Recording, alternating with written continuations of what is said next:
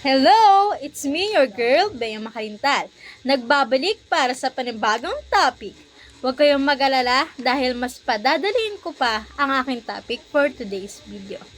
Una, ano nga ba ang correlation? Ito ang statistical method na ginagamit para malaman kung may relasyon ba ang dalawang variables at kung gaano kalakas ang relasyon na yun. Pwede itong positive correlation, which is sabay tumataas. At pwede din namang negative correlation, isa tumataas at isa naman ay bumababa. At pwede din namang no correlation, walang pattern o relasyon. Ito ang aking dalawang variable, which is student attendance at academic performance. So, ipapakita ko sa inyo ang aking variables. So, let's see if they have relationship between them.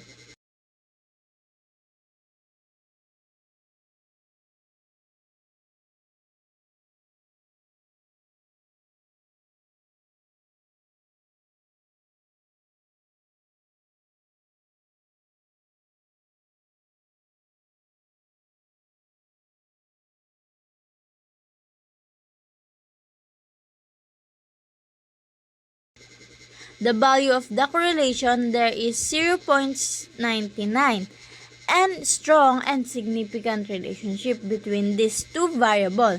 It means that those students who have a good attendance records will have a good academic performance.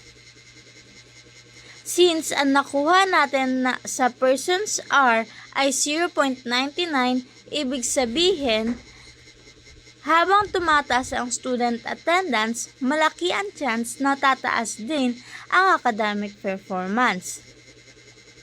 Pero tandaan, importanteng rule sa statistic. Correlation does not imply causation. Hindi porkat may relasyon, automatic na isa lang ang dahilan ng isa.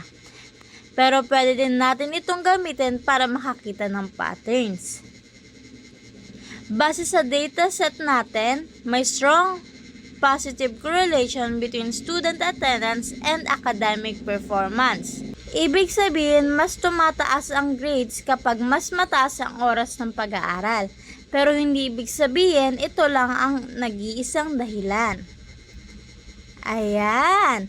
Ganun lang kadali ang buong proseso ng correlation mula sa dataset hanggang interpretation.